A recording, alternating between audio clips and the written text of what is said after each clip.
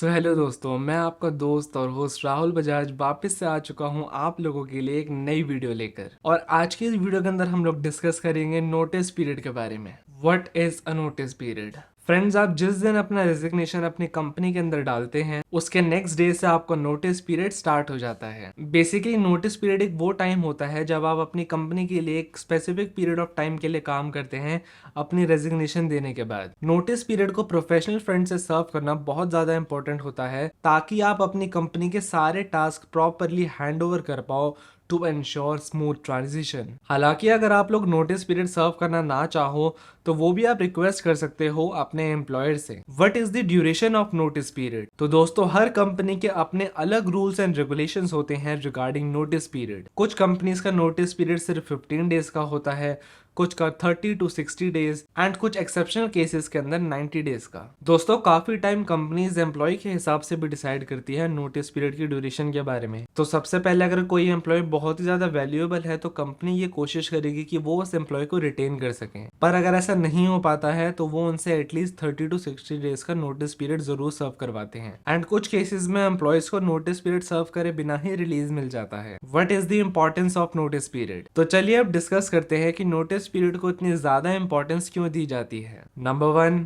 Common courtesy. अपने roles and responsibility से withdraw करना एक सबसे बड़ी मिस्टेक है जो आपको हमेशा अवॉइड करनी चाहिए। ये आपके बेसिक वर्क एथिक्स के खिलाफ है और ये आपका करियर भी डिस्ट्रॉय कर सकती है। इसलिए एज अ कॉमन कर्टेसी आप अपने बॉस को रेजिग्नेशन देने के बाद एटलीस्ट 2 से 3 हफ्तों का नोटिस पीरियड जरूर सर्व कीजिए। Number 2, gives the company time to find the new replacement। दोस्तों, नोटिस पीरियड एक कंपनी के लिए बहुत ही ज्यादा जरूरी होता है क्योंकि एक भी एम्प्लॉय की कंपनी छोड़ने से काम बहुत ही ज्यादा chaotic हो जाता है क्योंकि सारे काम एम्प्लॉयज में डिवाइडेड होते हैं। तो नोटिस पीरियड कंपनी को टाइम देता है कि कंपनी अपने लिए नए रिप्लेसमेंट को ढूंढ पाए ताकि ऑर्गेनाइजेशन का वर्क फ्लो डिस्टर्ब ना हो और ट्रांजिशन भी स्मूथली हो जाए। Number 3, ends things on positive note. दोस्तों, अगर हम प्रोफेशनल लाइफ की बात करें तो ये जरूरी है कि आप अपने प्रोफेशनल कॉन्टैक्ट्स को स्ट्रांग रखें। अगर आप फ्यूचर के अंदर किसी और बड़ी कंपनी के अंदर काम करना चाहते हैं तो इस बात की प्रोबेबिलिटी बहुत ज्यादा हाई है कि आपके करंट कलीग्स ही आपके बैकग्राउंड वेरिफिकेशन या फिर रेफरेंसेस के अंदर हेल्प करेंगे। इसलिए ये बहुत ज्यादा जरूरी है कि आप चीजों को पॉजिटिव एंड पर रखें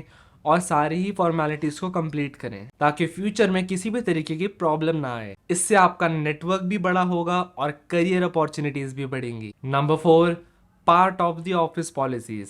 दोस्तों, ऐसा कई बार होता है कि जब कोई एम्प्लॉय किसी कंपनी को ज्वाइन करता है तो उनके कॉन्ट्रैक्ट में ये मेंशन होता है कि एम्प्लॉय बिना नोटिस पीरियड को सर्व करे कंपनी को छोड़ नहीं सकता है।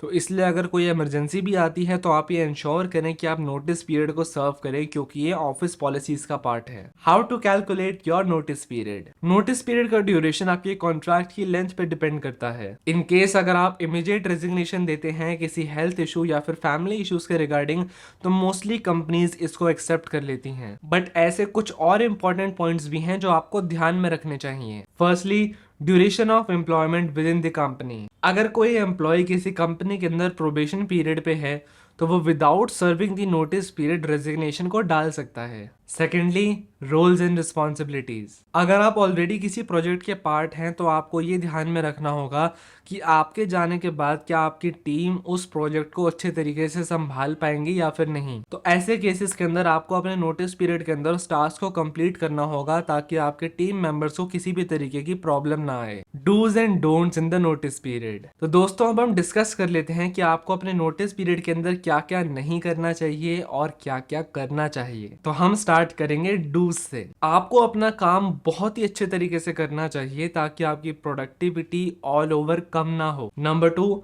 आपको असाइन करे हुए जितने भी प्रोजेक्ट्स हैं तो आप ये इंश्योर करें कि आप उसको नोटिस पीरियड के अंदर ही कंप्लीट कर लें। नंबर 3, अगर आप लोग नोटिस पीरियड को सर्व नहीं कर सकते हैं तो आप ये इंश्योर करें कि आप अपने टीम मेंबर्स को उस प्रोजेक्ट के बारे में सारी डिटेल्स दे दें ताकि आपके टीम मेंबर्स आपके बिहाफ पे उस टास्क को कंप्लीट कर पाए। दोस्तों, हमने फेयरवेल मैसेज के ऊपर एक ब्लॉग भी लिखा है जिसके अंदर हमने आपको सैंपल्स भी प्रोवाइड किए हैं।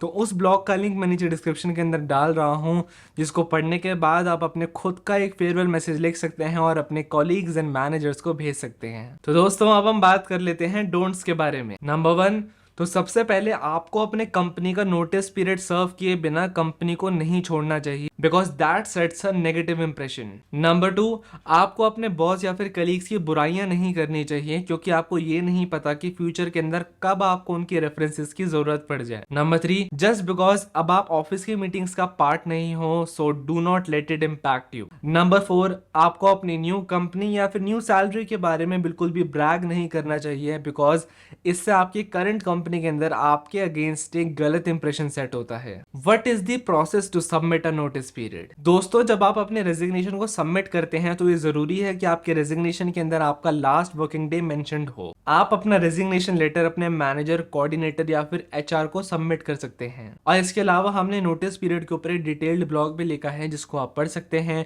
और आपकी कन्वीनियंस के लिए उस ब्लॉग का लिंक मैं नीचे डिस्क्रिप्शन के अंदर डाल रहा हूँ। और गाइस, हम अपनी वेबसाइट contractjobs.com के ब्लॉग सेक्शन को रेगुलर बेसिस पे अपडेट करते रहते हैं कुछ एसेंशियल सॉफ्ट स्किल्स के ब्लॉग्स के साथ में, जिनको थॉरली पढ़ने के बाद आप अपने प्रोफेशनल करियर के अंदर एक एक्सपोनेंशियल ग्रोथ को जरूर पा सकते हैं।